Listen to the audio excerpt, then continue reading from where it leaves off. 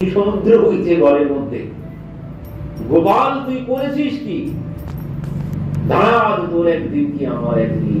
এই বলেই মা হাতে লাঠি নিয়ে গোপালকে তাড়াতে শুরু করেছেন। গোপাল আগে আগে ছুটছে আর মা পিছনে পিছনে ছুটছেন। সুখদেব জি পরীক্ষিত মহারাজকে বলছেন, রাজন দর্শন করুন, এমন দৃশ্য আর দেখা যাবে না, এমন দৃশ্য আর দর্শন করা যাবে না কোন লীলাতে। স্বয়ং ব্রহ্ম যিনি, নাচন্ত্যর না বহির্যস্য না পূর্বম না পিচাপরম, যার আদি অন্ত কোনো কিছু নেই, জন্মাদ্যস্য তন্ময়াদিতরতর চার্থেষ বিজ্ঞ সরাট তেন ব্রহ্মরিদা আদি কবয়ে ময়্যন্তি অসুরয়। বলছেন যার জন্ম আদি অন্ত কোনো কিছু নেই, সেই অনাদির আদি গোবিন্দ সর্ব কারণ কারণম, যার শুরু নেই তার কোনো শেষ নেই, তো এর কোনো আদি অন্ত কোনো কিছু নেই। দেবর্ষি নারদও সেই কথাই বলেছিলেন, স্বয়ং ব্রহ্ম, মা তুমি কি এমন পুণ্য করেছো, কিম ব্রহ্মস্ত্যম যশোদে, মা তুমি কি এমন পুণ্য করেছো যার জন্য স্বয়ং ব্রহ্ম আজ তোমার সন্তান রূপে এসেছে, তোমার ঘরে এসে গড়াগড়ি দিচ্ছে, আবার কি তোমার কোলে ওঠার জন্য কাঁদছে। তুমি কি এমন পুণ্য করেছো যে নিরাকার ব্রহ্ম যিনি, সেই স্বয়ং ব্রহ্ম তিনি আজ আকার ধারণ করেছে তোমার জন্য, স্বয়ং ব্রহ্ম আজ আকার ধারণ করে তোমার সন্তান রূপে এসেছে, তুমি কি এমন পুণ্য করেছো। তো সেই ব্রহ্ম সুখদেবজি এখানে পরীক্ষিত মহারাজকে বলছেন যে রাজন দর্শন করুন, সেই পরম ব্রহ্ম স্বয়ং ভগবান তিনি আজ মায়ের হাতে লাঠি থেকে ভয় পেয়ে ছুটছেন। স্বয়ং ব্রহ্ম তিনি আজ ভয় পেয়ে মায়ের হাতে লাঠি থেকে ভয় পেয়ে ছুটছেন। এমন লীলা আর কোথাও দর্শন হবে না। সুখদেবজি দর্শন করছেন, সুখদেবজি দর্শন করছেন। এই জন্য পরীক্ষিত মহারাজকে এখানে বলেছেন দর্শন করুন, শ্রবণ বলেননি, আর শ্রবণ করেন আর বলেননি, বলেছেন দর্শন করুন। তো এই লীলা দর্শনের লীলা, এই লীলা দর্শন করা যায়। যদি শ্রবণের মতো শ্রবণ করা যায় তাহলে দর্শন করা যায়। এই জন্যই লীলা শ্রবণ করতে হয়, এই জন্যই লীলা শ্রবণ করতে হয়। অনেকে লীলা শ্রবণ করতে ভালোবাসে না, মানে তত্ত্ব কথা ভালোবাসে, অনেকে অনেকে তত্ত্ব শুনতে ভালোবাসে, কিন্তু তত্ত্বে কি হয়, তত্ত্বে জ্ঞান বাড়ে, তত্ত্বে জ্ঞান বাড়ে, কিন্তু লীলায় কি হয়, আমি লীলার মধ্যে ডুব দেওয়া যায়, লীলার মধ্যে ডুব দেওয়া যায়। আর এই লীলা কথাই তো স্মরণ করতে হবে। লীলা যদি শ্রবণ না করি আমি লীলার মধ্যে ডুব দেবো কি করে? সর্বক্ষণ চিন্তন করতে হবে কি, লীলা স্মরণ, লীলা স্মরণ করতে হয়। ভগবান যে সমস্ত লীলা করেছে ওই লীলা স্মরণ করতে হয়। আর কি হবে বলে, লীলা স্মরণ করতে করতে একদিন কি হবে, ওই লীলার মধ্যে তুমি প্রবেশ করতে পারবে। এই লীলা চিন্তন করতে থাকলে বা শ্রবণ করতে করতে একদিন এই লীলার মধ্যে প্রবেশ করা যায়। আর লীলার মধ্যে যদি একবার এক মুহূর্তের জন্য প্রবেশ করতে পারি তাহলে তো আর কোনো কথা নেই, আমি সিদ্ধ হয়ে গেলাম। বৃন্দাবনে কত মহাত্মা আছেন যারা সরাসরি লীলা চিন্তন করতে করতে লীলার মধ্যে চলে যান, গোপী ভাব নিয়ে লীলার মধ্যে প্রবেশ করে যান, তারা কত মহাত্মা আছে। একজন বাবা ছিলেন, মন্দির থেকে বাইরে বার হচ্ছেন, সমস্ত শরীর রঙে ভিজে আছে। বাবা কি ব্যাপার, তুমি এইভাবে রং মেখে কিভাবে বার হলে মন্দিরের থেকে? বাবা বলছেন, দেখো আজ আমি হোলির লীলা স্মরণ করছিলাম, করতে করতে আমি লীলার মধ্যে প্রবেশ করেছি, করে গোপীরা আমার গায়েও রং মাখিয়ে দিয়েছে। এর নাম হচ্ছে লীলা স্মরণ। এই জন্য লীলা কথা শ্রবণ করতে হয়। লীলা শ্রবণ করতে করতে লীলার মধ্যে ডুব দেওয়া যায়। আর লীলার মধ্যে ডুব দিলে কি হবে বলেন, এই লীলার মধ্যে যদি মন বসে যায়, যেমন দেখেন না ফিল্মের মধ্যে খুব সহজে মন বসে যায়, সিনেমার মধ্যে খুব সহজে মন বসে যায়। তো ওই জন্য বলছেন এই লীলা শ্রবণ করতে হবে। লীলার মধ্যে যদি একবার মন বসে যায় তাহলে কি হবে, দেখবে তোমার আর এই জগতের কোনো কিছু মনে নেই। যেমন আমরা সিনেমা দেখতে দেখতে সব ভুলে যাই, 3 ঘন্টার মধ্যে 20-50 বছর কাটিয়ে আসি, ঠিক তেমন বলছেন ওইভাবে যদি তুমি ভগবানের লীলার মধ্যে প্রবেশ করতে পারো তাহলে কি হবে, বলছেন তোমাকে আর এই জন্ম মৃত্যু চক্রে আর ঘুরে বেড়াতে হবে না। আর কি হবে বলছেন, তোমার ওই ভিতরে চিত্তরূপী দর্পণ, চেত দর্পণে মহাজনম। তো সুখদেবজি বলছেন, এতস্মাৎ পরম কিঞ্চন মনঃ শুদ্ধির ন বিদ্যতে, যেন ওই মন শুদ্ধি, যে চিত্তরূপী দর্পণ মার্জন, যেন ওই চিত্তরূপী দর্পণ মার্জনের জন্য কি ব্যবস্থা আছে, যে একমাত্রই ভাগবত কথা, ভগবানের লীলা কথা। ভগবানের লীলা কথাই পারে তোমার চিত্তরূপী দর্পণকে মার্জিত করতে, কারণ এই লীলার মধ্যে তুমি ডুব দিতে পারবে। আর এর মধ্যে মন যেই চলে যাবে, তোমার মন আস্তে আস্তে নির্মল হয়ে যাবে।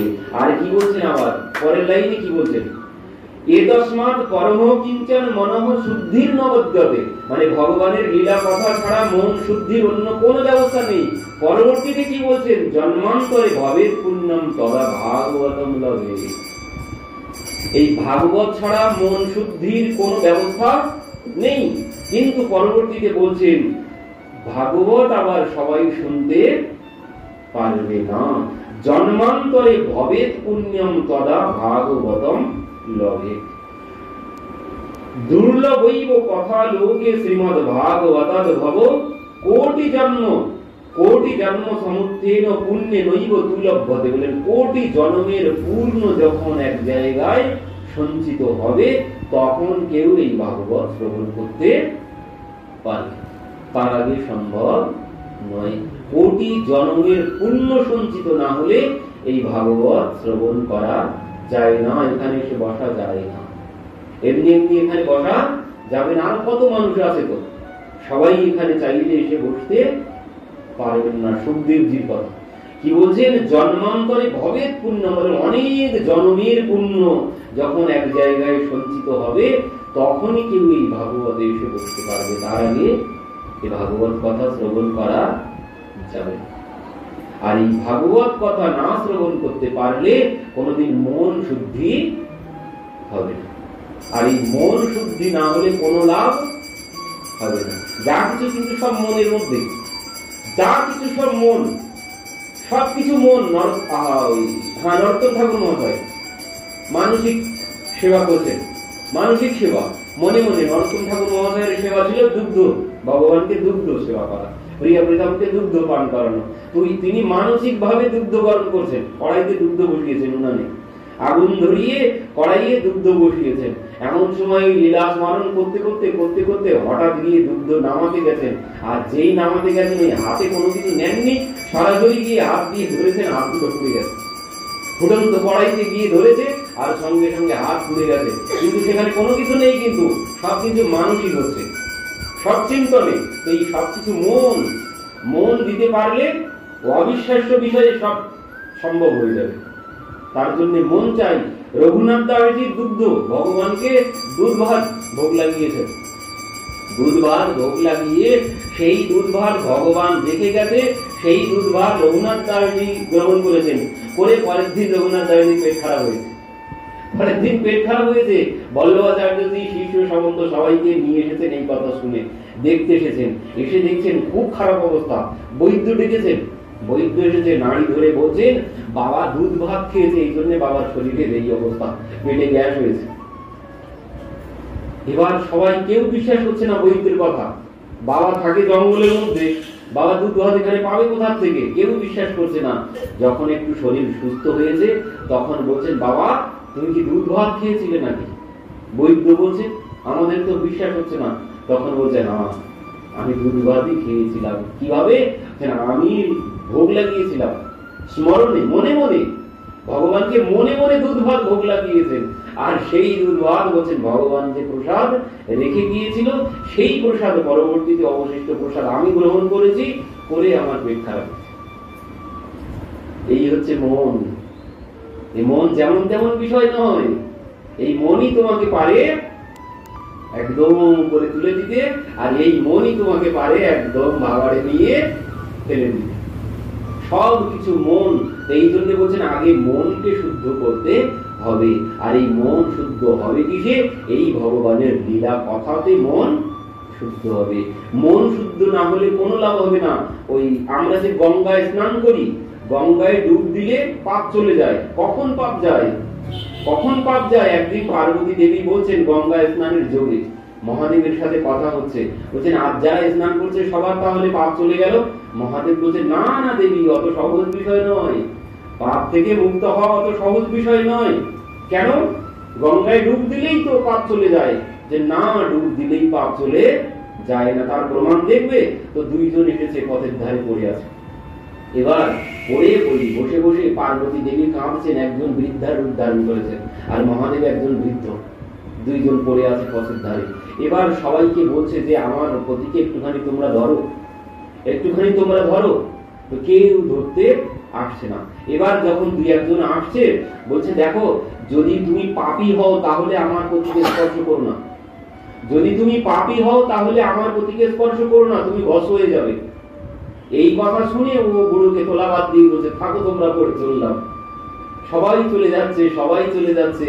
এক মাতাল গঙ্গায় ডুব দিয়ে যাচ্ছিল, ওখান থেকে মাতাল গঙ্গায় ডুব দিয়ে যাচ্ছিল। যাওয়ার সময় এবার মাতালকে দেখে দেবী বলছেন আমাকে একটু সাহায্য করো, আমার পতিদেবকে আমি তুলতে পারছি না, এখান থেকে একটুখানি ধরো। মাতাল কাছে এসেছে, যেই কাছে এসেছে তখন দেবী বলছে জানো আমার পতিকে কিন্তু স্পর্শ করলে যদি কেউ পাপী হয়, যদি কোনো পাপী স্পর্শ করে সে সঙ্গে সঙ্গে ভস্ম হয়ে যাবে। কোন পাপী ব্যক্তি আমার পতিকে স্পর্শ করলে ভস্ম হয়ে যাবে। তখন সেই মাতাল কি বলছে? মাতাল বলছে আমার মধ্যে কোনো পাপ নেই। কেন নেই? যে আমি এক্ষুনি গঙ্গায় ডুব দিয়ে গেছি, তোমার কোনো চিন্তা নেই, আমি সমস্ত পাপ থেকে মুক্ত হয়ে গেছি, আমি এই মাত্র গঙ্গায় ডুব দিয়ে এলাম, আমি তোমার পতিকে ধরলে কোনো কিছু হবে না। আর যেই বলেছেন সঙ্গে সঙ্গে মহাদেব সেখানে আবির্ভূত হয়েছেন। শঙ্কর ভগবান কি জয়। মহাদেব বলছেন দেবী এই যে হাজার হাজার পুণ্যার্থী গেল স্নান করে যাওয়া, কেউ গঙ্গায় ডুব দিয়ে পাপ থেকে মুক্ত হতে পারেনি, একমাত্র এই পাপ থেকে মুক্ত হয়েছে, একমাত্র একজনই পাপ থেকে মুক্ত হয়েছে। তো সবকিছু কোথায়?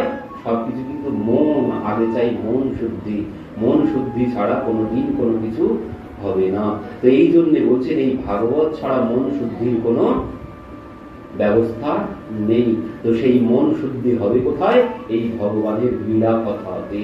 তো পরীক্ষিত মহারাজ দর্শন করছেন, সুখদেবজি দর্শন করছেন, সত্যব্রত ঋষিও দর্শন করছেন যে ভগবান মায়ের হাতে লাঠি দেখে ছুটছেন। আর এবার মা ছুটতে ছুটতে হাঁপিয়ে পড়েছে, গোপাল ধরা দে কিন্তু, না হলে কিন্তু খুব মারবো। মা মারবে বলেই তো পালাচ্ছি, বাবা তোকে মারবো না, তুই ভালোই ভালোই ধরা দে, তাহলে মারবো না। তাহলে মারবে না তো হাতে লাঠিটা কি জন্য নিয়েছো? বাবা তোর ভয় করছে, ঠিক আছে ত্যাক্তয়া যষ্টি সুতম বেতম বিজ্ঞায় আর ভগবৎসলা, বাবা তোর ভয় করছে, আমি এই নিয়ে লাঠি ফেলে দিলাম, তুই তো আমার লাঠি, তুই আমার বৃদ্ধ বয়সের লাঠি, আমি লাঠি ফেলে দিলাম। তো মা তুমি আমাকে ধরে কি করবে? বাবা কি আর করবো, তোর পূজা করবো। মা আজ কোন তিথি, কোন বার, আজ কিসের পূজা? বাবা তুই একবার কাছে আয়, তারপরে সব বুঝিয়ে বলছি কোন তিথি, কোন বার, কিসের পূজা। এবার এই কথা, পূজার কথা শুনে ভগবান বলছেন মা পূজা করবে তো? না হ্যাঁ বাবা পূজা করবো, তুই আয়। এই বলেই ভগবান পূজা করানোর জন্য চলে এসেছেন।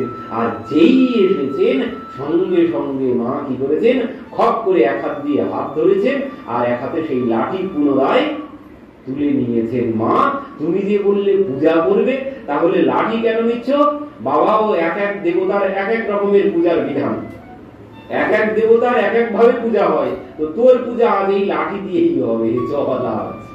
আর যেই বলেছেন ভগবান কি করেছেন, রুদন্ত্যম মুহুর্নিত্যম যুগমমৃজন্ত্যম করম্বুজ যোগমেনো সাতঙ্ক নেত্রম মোহশোকম পুত্রী রেখাঙ্ক কণ্ঠ স্থিতগোপ্য দামোদর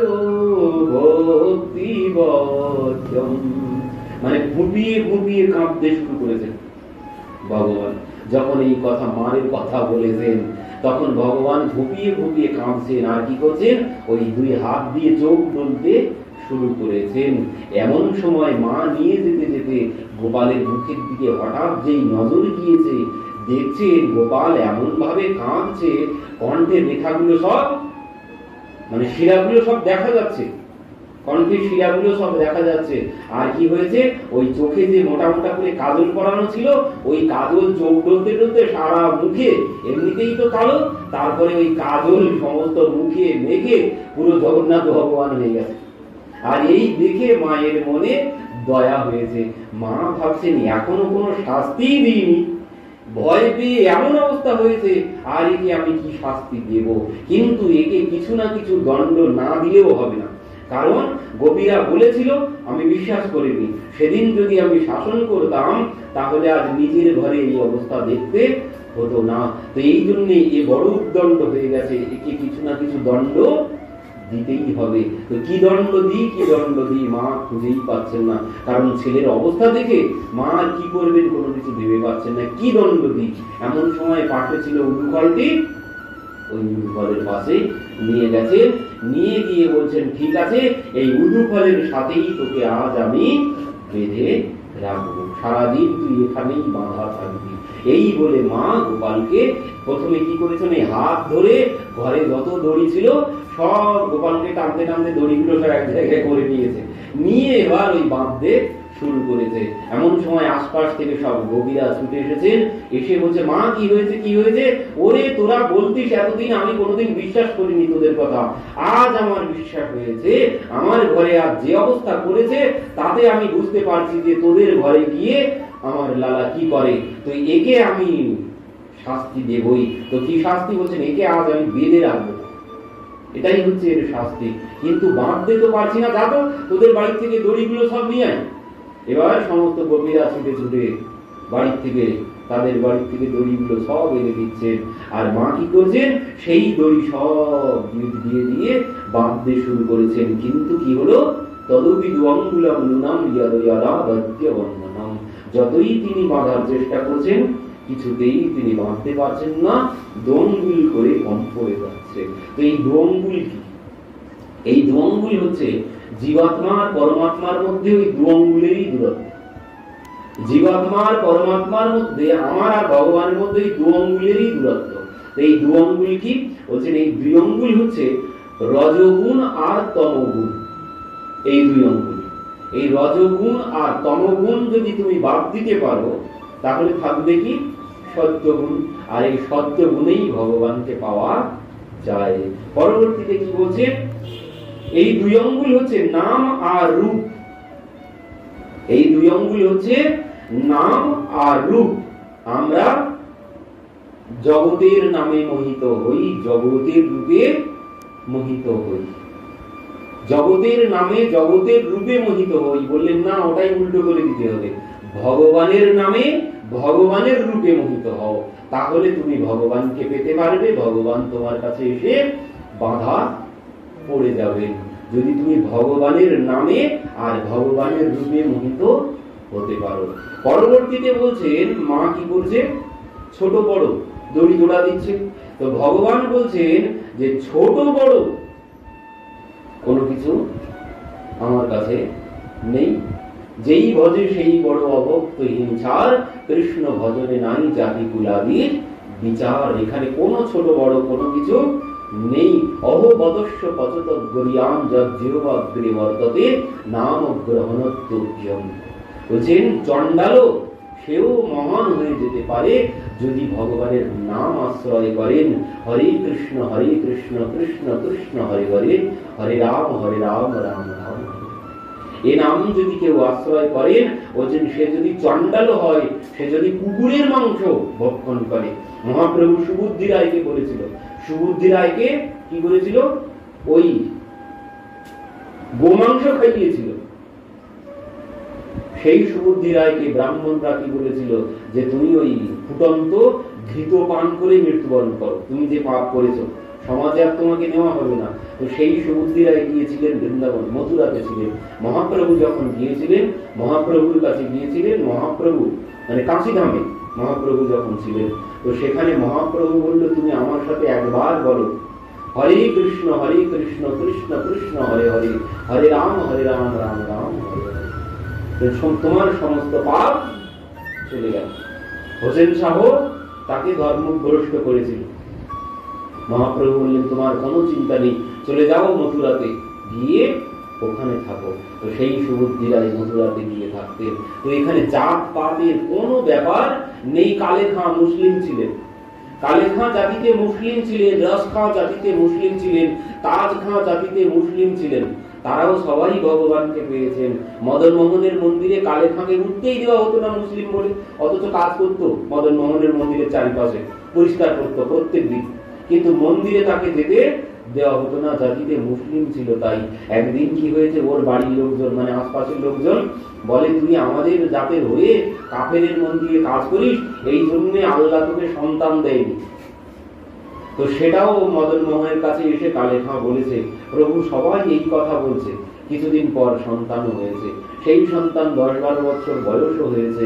একদিন সন্তানকে সাপে কেটেছে, মারা গেছে। সেলিম মারা গেছে, মা ডাকতে এসেছেন কালে খাঁ তখন মন্দিরে সন্ধ্যাবেলা। সেলিমকে সাপে কেটেছে, সেলিম মারা গেছে। তার পত্নী ডাকতে এসেছে, শিগগিরই চলো, আমাদের সেলিমকে সাপে কেটেছে। কালে খাঁ বলছে দাঁড়াও, এক্ষুনি আরতি হবে, সন্ধ্যা আরতি হবে, আমি আরতি দর্শন করে তারপরে যাচ্ছি। তখন পত্নী বলছে তোর ওই ভগবান খেয়েছে আর তুই খেয়েছিস আমার ছেলেকে, গালি দিতে দিতে চলে গেল। এবার যখন ওই আরতি শেষ হয়েছে, কালে খাঁ বাড়িতে গেছেন, তখন তো যে যার মতো বলছে আল্লাহ ঠিক বিচার করেছে। আল্লাহ সহ্য করতে পারে? আল্লাহ সহ্য করেনি, তুই কাফেরের মন্দিরে আর যাবি, এই জন্যে তিনি এই বিচার করেছে। নানান রকম সবাই বলছেন। পরবর্তীতে ওখানে থাকতে না পেরে চলে এসেছেন। এসে মদন মোহনকে দাঁড়িয়ে বাইরে দাঁড়িয়ে বলছেন, প্রভু হিন্দুকে নাথ ও তো আমারা কিছু দাওয়া নেই। বলছে তুমি যদি হিন্দুর নাথ হও আমার কোনো কিছু বলার নেই, আর যদি তুমি জগতের নাথ হও তো আমার কথা শোনো। তুমি যেভাবে আমার ছেলেকে নিয়ে নিয়েছো আমাকেও নিয়ে নাও, আমি তো শুনতে পাচ্ছি না, সবাই তোমাকে এত গালি দিচ্ছে, আমি কিছুতেই সহ্য করতে পারছি না, তো তুমি আমাকেও নিয়ে নাও আমার ছেলের মতো। এই বলে তিনি বাড়িতে চলে এসেছেন। খবরের ব্যবস্থায় দিকে সব হচ্ছে, তো এই জন্য তিনি বাড়িতে চলে এসেছেন। এসে দেখছেন কি, যেই কালে খাঁ এসে দাঁড়িয়েছে, কবর একদম রেডি করা হয়ে গেছে, কবরে দেওয়া হবে, কালে খাঁর জন্য দেরি করা হচ্ছে। তো এবার কালে খাঁ এসেছে, এসে এবার ওই কবরে দেবে ছেলেকে। এমন সময় যেই পাশে এসে দাঁড়িয়েছে, সে সেলিম উঠে বসেছে। উঠে বসে বলছে, আব্বা আব্বা সেই কালো মতো ছেলেটা কই? আব্বা সেই কালো মতো ছেলেটা আমার মাথায় হাত দিয়ে বললো এই সেলিম ওঠ, বলে চলে গেল। বাবা সেই ছেলেটা কোথায় গেল? বাবা সেই ছেলেটা কোথায় গেল? এই বলতে বলতে কালে খাঁ হাউ হাউ করে কাঁদতে কাঁদতে সেলিমকে জড়িয়ে ধরেছে। সেলিম কে ছিল? বলছে বাবা একটা কালো মতো ছেলে আমার মাথায় হাত দিয়ে বলছে এই সেলিম ওঠ। এবার এই কথা শুনে কালে খাঁ কি করেছেন, সেলিমকে হাত ধরে মদন মোহনের মন্দিরে এনেছেন। এনে ওই বাইরে থেকে দেখাচ্ছেন, বাবা দেখতো যে তোর মাথায় হাত দিয়ে বলেছিল ওঠ, সে এমন দেখতে ছিল কিনা। তখন সেলিম বলছেন, আব্বা এই তো থা, এই তো ছিল বাবা, এই নিয়ে বললো যে সেলিম ওঠ, বাবা এই তো ছিল। আর মন্দিরের পুরোহিত এই কথা শুনে নিচে নেমে এসেছেন। এসে বলছেন এই মন্দিরে ওঠার মাত্র একমাত্র তোমরাই অধিকারী, চলো ভিতরে। তো সেই হাত ধরে ছেলেকে কালে খাঁকে ভিতরে নিয়ে গেছেন। ভিতরে নিয়ে গিয়ে ঠাকুরের সম্মুখে দাঁড়িয়ে সেলিম বলছে, আব্বা এই তো আমাকে বললো মাথায় হাত দিয়ে সেলিম ওঠ।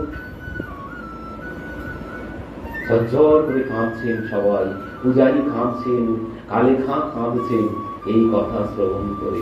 তো ভগবান সবার কাছে সমান, ও যেই ভজে সেই বড়। যে তার ভজনা করবেন তিনি তার কাছেই এইভাবে ধরা দেবেন। ও সমস্ত ছোট বড় এখানে কোনো কিছু নেই। এই জন্য বলছে আমার কাছে তো ছোট বড় নেই, মা ছোট বড় দড়ি গিট দিয়ে আমাকে বাঁধার চেষ্টা করছেন, কিন্তু ছোট বড়র বিচার আমার কাছে নেই। আর কি বলছে, দড়ি ভগবানের কাছে এসে তার নাম আর গুণ সব ভুলে গেছে। দড়ির যে গুণ, দড়ির গুণ কি? বন্ধন করা। আমি যে দড়ি, আমার নাম দড়ি, আর আমার কাজ বন্ধন করা। কিন্তু ভগবানের কাছে এসে সে তার নামও ভুলে গেছে আর কামও ভুলে গেছে। দড়ি ভগবানের কাছে এসে তার সব ভুলে গেছে, কারণ ভগবানের কাছে এলে কি আর কোনো কিছু মনে থাকে নাকি? ভগবানকে একবার দর্শন করতে পারলে, ভগবানের স্পর্শ পেলে আর নিজের কোনো কিছু সত্তা থাকে না। তো এই জন্য বলছেন দড়ি তার নাম গুণ সব ভুলে গেছে। এই জন্য মা দড়ি দিয়ে আর ভগবানকে বাঁধতে পারছে না। প্রমাণ কি? বলছেন প্রমাণ যেভাবে ওই যে রঘুনাথ দাসজির কথা আমরা এক্ষুনি শ্রবণ করলাম। রঘুনাথ দাসজি তার নাম গুণ আর কোনো কিছু মনে আছে? যেই মহাপ্রভুকে দর্শন করেছেন, তিনি যে কে? ইন্দ্র সম সুখ যার নিজ রাজ্য অধিপত, মলত্রায় সকলি তেজিলা। ইন্দ্রের সমান ঐশ্বর্য যার ছিল, সোনার পালঙ্কে শয়ন করত, দাস দাসীরা তাকে স্নান করাতো। কোনদিন নিজে হাতে মাথায় জল ঢেলে স্নান করেনি, পালো মানে চতুর্দোলায় ভ্রমণ করতেন। আর সেই রঘুনাথ দাসজি মহাপ্রভুকে দর্শন করে, মহাপ্রভুকে পেয়ে কি হলো, সব কিছু ভুলে গেছে। যিনি কোনদিন পায়ে হাঁটেননি, তিনি ব্যান্ডেল থেকে হেঁটে দৌড়িয়ে সোজা 12 দিনে চলে গেলেন পুরীধামে। 3 সন্ধ্যা অন্ন খেয়েছেন পথে যেতে যেতে, 12 দিনের মধ্যে 3 দিন মাত্র 3 বার অন্ন পেয়েছেন। 3 বার অন্ন পেয়ে 12 দিন ছুটেছেন ব্যান্ডেল থেকে পুরীধাম, ছুটে ছুটে মহাপ্রভুর কাছে গিয়ে উপস্থিত হয়েছেন। তার কি মনে আছে আমি কে, কোথায় ছিলাম, কোনো কিছু মনে আছে? কোনো কিছু মনে নেই। কেন? ভগবানকে পেয়েছেন। ভগবানকে পেলে নাম গুণ আর কোনো কিছু মনে থাকবে না। এই রূপ সনাতন গোস্বামী, এগুলো আমাদের সব থেকে বাড়ির পাশের প্রমাণ। মানে রূপ সনাতন গোস্বামী, তাদের কি ছিল না? দবির খাঁস আর সাকর মল্লিক, কি সুখে তারা থাকতো। মানে রাজার থেকেও, হোসেন শাহের থেকেও ওই সুবুদ্ধি রায়কে সরিয়ে দিয়ে ইনি এলেন, হোসেন শাহ এলেন সুবুদ্ধি রায়কে সরিয়ে দিয়ে। তো সেই হোসেন শাহের মন্ত্রী এনারা 2 জন। তো সেই 2 জন বলছে এনারা 2 জন এমন ভাবে থাকতেন, রাজাও অত সুখে থাকতো না। তো সব কিছু মহাপ্রভুকে যখন দর্শন করলেন, ও সব ভুলে গিয়ে ও 22 লক্ষ স্বর্ণমুদ্রা সব বিলিয়ে দিয়ে তারা মহাপ্রভুর উদ্দেশ্যে চলে গেলেন। মহাপ্রভু বললেন যাও বৃন্দাবনে চলে যাও। বৃন্দাবনে গিয়ে ছাড়া কথা নেড়া মাথা পরমে বহির্বাস, এক এক বৃক্ষ তলে এক এক রাত্রিবাস। কি করতেন? সপ্তাহে 1 দিন মথুরাতে যেতেন, 1 দিন ভিক্ষা করতে যেতেন। ভিক্ষা করে 8টা 10টা করে রুটি নিয়ে আসতেন, অন্য কিছু দিয়ে নিতেন না, রুটি নিতেন ভিক্ষা করে করে। সেই রুটি এনে ওই যমুনার তীরে, পাত্র তো কোনো কিছু নেই, যমুনার তীরে বালি গর্ত করে ওই রুটিগুলো বালিতে চাপা দিয়ে রেখে দিতেন। প্রত্যেকদিন একটা করে রুটি বার করতেন, ওখান থেকে বার করে যমুনার জলে ধুয়ে ওই প্রত্যেকদিন একটা করে রুটি ভোজন করতেন। এই হয়েছে তাদের অবস্থা। তাদের আর নাম গুণ কোনো কিছু আছে? আমি কোথায় ছিলাম আর কোথায় এলাম, এ সমস্ত আর তাদের কোনো কিছু স্মরণ নেই। কেন? তারা ভগবানকে পেয়ে গেছে। এই জন্য ভগবানকে পেলে আর কোনো কিছু স্মরণ থাকে না। বলে নাম গুণ আর নাম রূপ কোনো কিছু গুণ কোনো কিছু আর মনে নেই। তো দড়িও তার নাম গুণ সব ভুলে গেছে। এই জন্য দড়ি দিয়ে মা আর কোনো কিছু ভগবানকে বাঁধতে পারছেন না। আর বলছেন এই 2 অঙ্গুলের তত্ত্ব হচ্ছে কৃপা আর পুরুষার্থ। একটি হচ্ছে কৃপা আর একটি হচ্ছে পুরুষার্থ, মানে পরিশ্রম। পরিশ্রম করলে পরিশ্রম দৃষ্টিয়া কৃপয়া আসিত সবম ধরে। পরিশ্রম দেখেই ভগবান তার কাছে বাধা পড়েন। কেউ যদি তার জন্য পরিশ্রম করে তাহলে তিনি তার কাছে ধরা দেবেনই দেবেন। তবে কি বলেন? পরিশ্রম করতে হবে কিভাবে? কৃপার অপেক্ষা রেখে, কৃপার অপেক্ষা রেখে পরিশ্রম করতে হবে। তিনি ঠিক আমাকে কৃপা করবেন, এই আশা রেখে, বিশ্বাস রেখে পরিশ্রম করে যেতে হবে।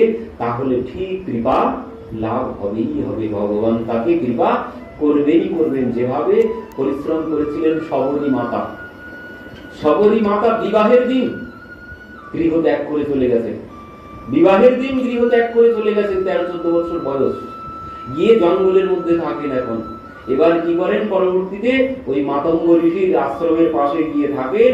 মাতঙ্গ ঋষি যেখানে শৌচক্রিয়া করতে যান সেই জায়গা রাত্রিতে গিয়ে পরিষ্কার করেন, দিনের বেলা বার হন না, অল্প বয়স, এই জন্য রাত্রিতে বাড়ান না, জঙ্গলের মধ্যে লুকিয়ে থাকেন।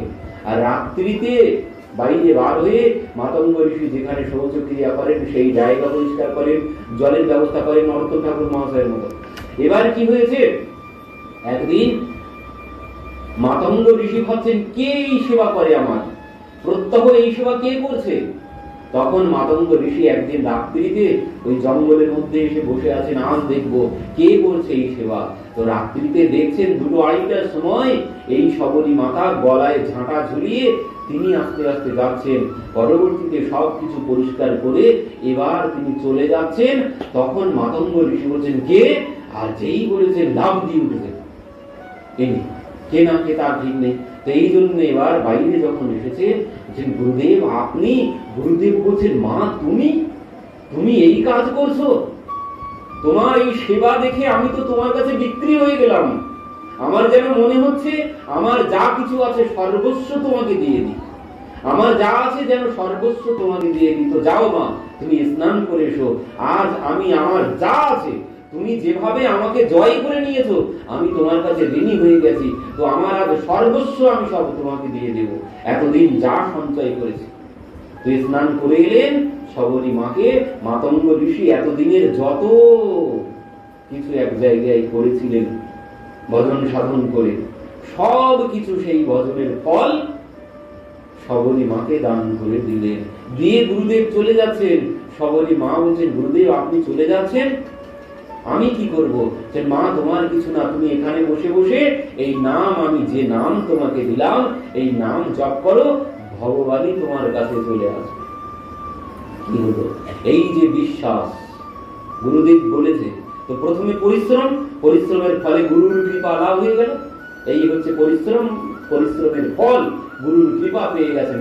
আর গুরুর কৃপা মানে তো সেখানে ভগবান এসেই গেছেন। তো গুরুদেব বলেছে ভগবান আসবে।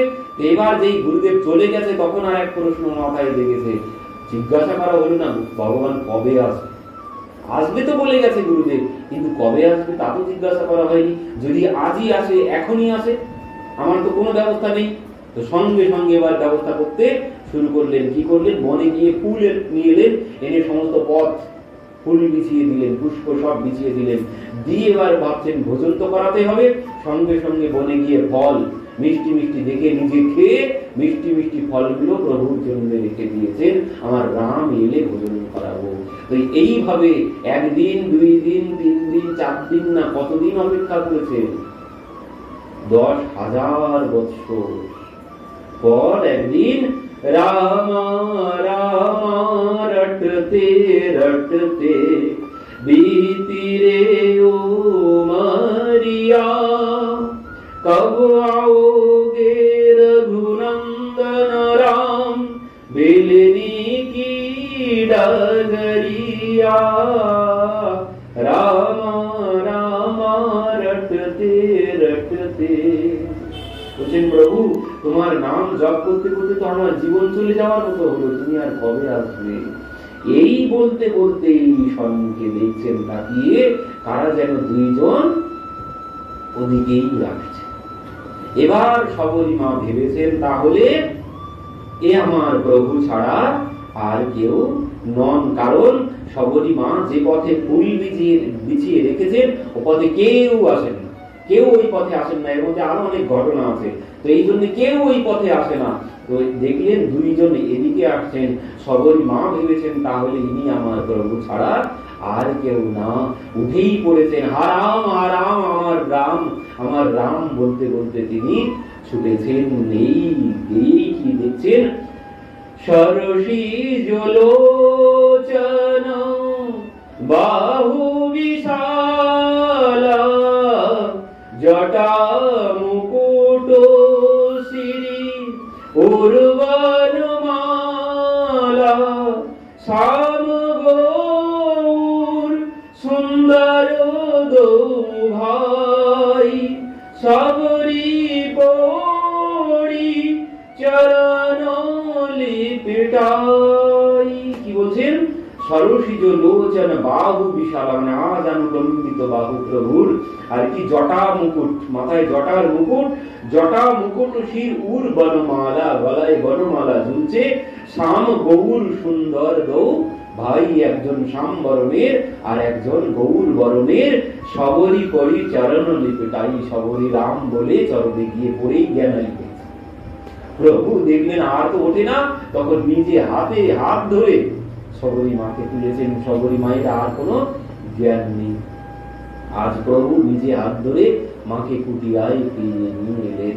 পরবর্তীতে সবরী মায়ের সাথে অনেক কথা হয়েছে প্রভুর। সেখানে নবদা ভক্তির উপদেশ করেছেন। প্রভু কি বলছেন? প্রথম ভগতি সন্ত্যন কর সঙ্গা, দুসরি রতি মম কথা প্রসঙ্গা, গুরুপদ পঙ্কজ সেবা তিসরি ভকতি অমান, চৌতি ভকতি মম গুণগান করৌ কপট তেজি গান। এইভাবে নবদা ভক্তির কথা উপদেশ করেছেন। পরবর্তীতে বলছেন নবমহু এক জিনকে হই, নর নারী পুরুষ সচরাচর কই। বলছেন এই 9টির মধ্যে যে কোনো একটি গুণ যার মধ্যে থাকবে আমি তার কাছেই বাধা পড়ে যাই। নয়টির যে কোনো একটি গুণ যার মধ্যে আছে, প্রথম ভগবতী সন্তানকার সংজ্ঞা, মানে সাধু সঙ্গের প্রতি যদি কারো শ্রদ্ধা থাকে, দ্বিতীয় হচ্ছে কথা প্রসঙ্গ, এই কথার প্রতি যদি কারো শ্রদ্ধা থেকে যাবে, মানে যে কোনো একটা গুণ যার মধ্যে থেকে যাবে, আমি তার কাছে বাধা পড়ে যাই। আর মা, তোমার মধ্যে এই 9টি গুণ পরিপূর্ণ রূপে আছে। পরবর্তীতে সবরী মা বললেন, প্রভু তুমি দাঁড়াও, আমি তোমাকে দর্শন করতে করতে চলে যাব। তো সবরী মাতা প্রভুকে দর্শন করতে করতে পরম ধাম গমন করলেন। প্রভু সেখান থেকে চলে এলেন। তো কিসের জন্য? এই পুরুষার্থ, পরিশ্রম।